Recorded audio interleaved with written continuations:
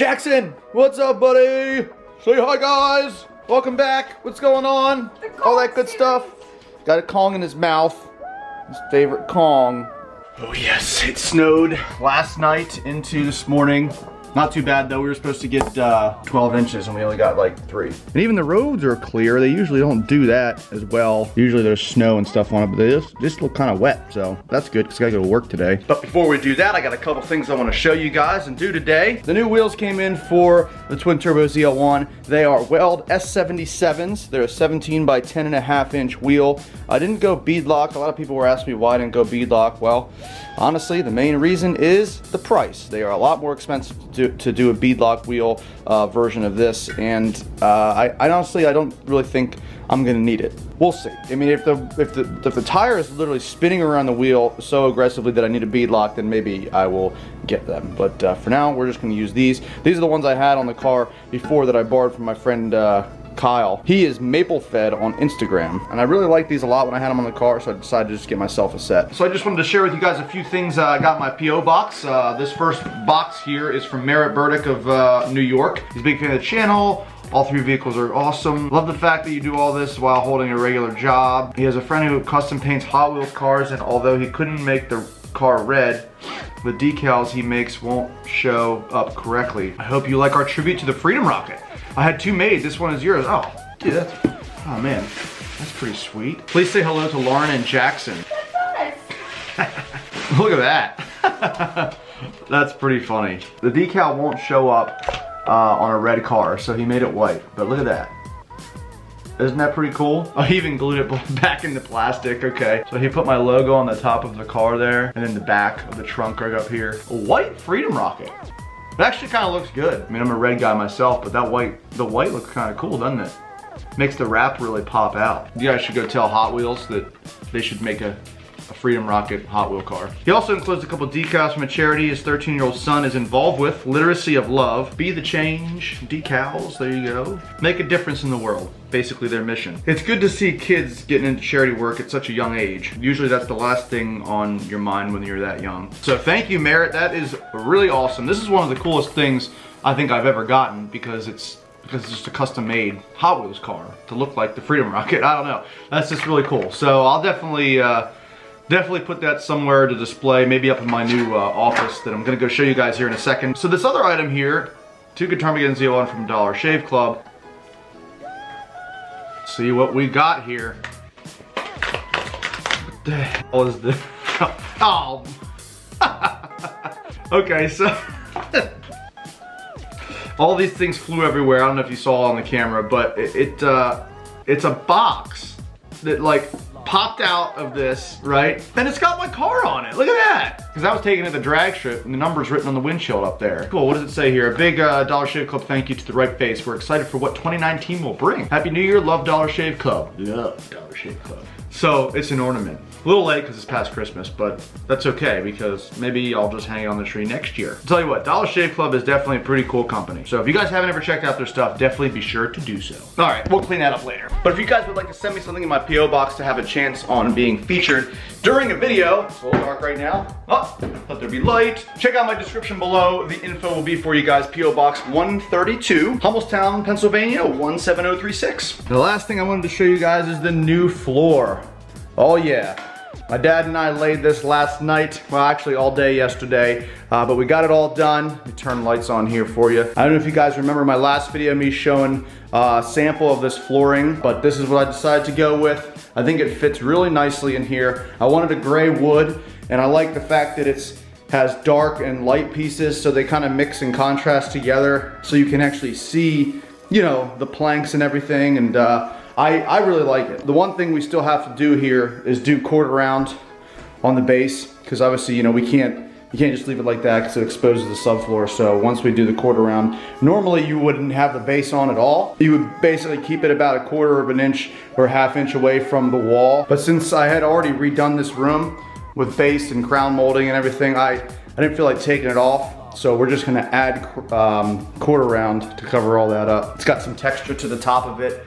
as you guys can see there. Looks good, I really like it. And now that we're in here, I guess we should play some guitar. We're gonna take down the Les Paul Classic. I saw some comments on my last video about the couple riffs I played, that they were just easy riffs and I should play something harder for you guys. So I decided to choose a little bit of Metallica, some old school thrash metal. I'm sure most of you guys know this song. I used to play this when I was in my band. I'm gonna try to play it as best as possible without drums, because it's kind of hard to do the intro, especially without some drums.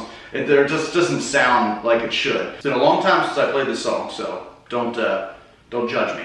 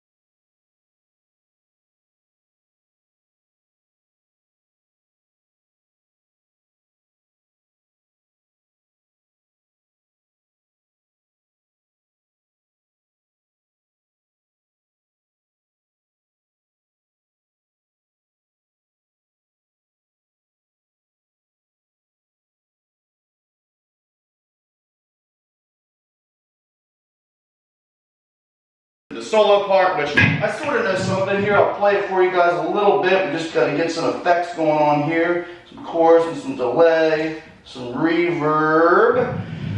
Let's go something like this. Battery's about to die, so hopefully it doesn't on the camera there.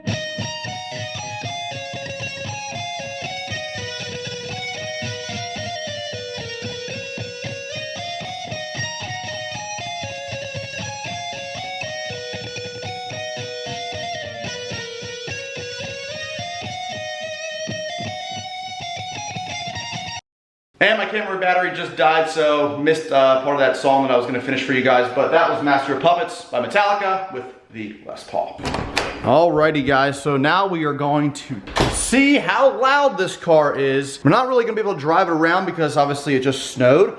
But we're gonna see how loud it idles, how loud it is on a cold startup, a very, very cold startup, because I haven't started this car in a while. I do have a little space heater going here, so it's not too cold. I have this little decibel meter here, it's real simple. Turn it on here, show you how it works here. So right now, I'm speaking at about, well, 80, 81, 87. It fluctuates, obviously, you know. It takes a second for it to register. Hey! So, see how it's a little bit delayed, but it still reads pretty well. We can do minimum and max. So like maximum, if I do that, anything quieter than that, it won't read. It'll only read anything louder than the maximum decibel reading. So if I speak louder like this, see, it'll read it. So now I have to be louder than that for it to register, or we can do like minimum.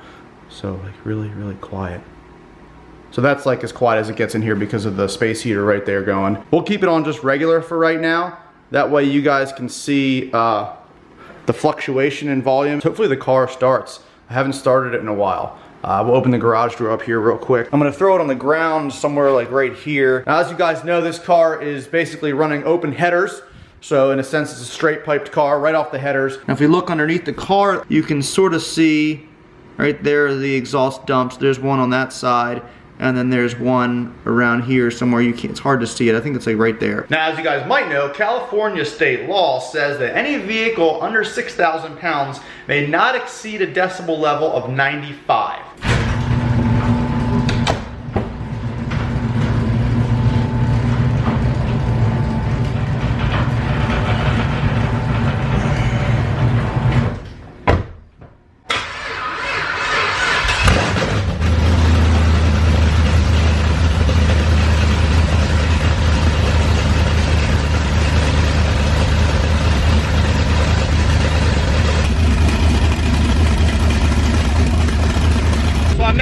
inside the car with the windows up.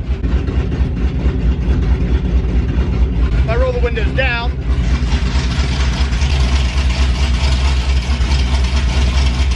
let's go outside.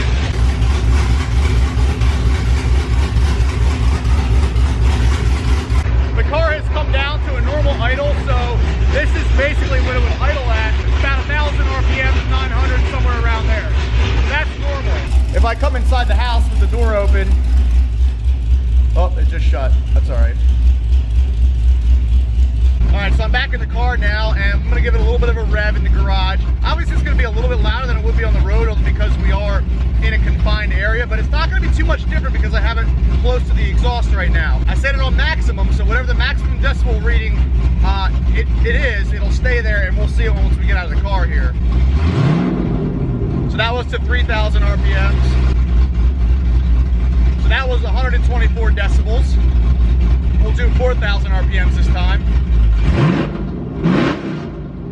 That was 130 decibels. I'm not gonna bury the needle here, but we're just gonna rev it to about 5,000 and see what it says.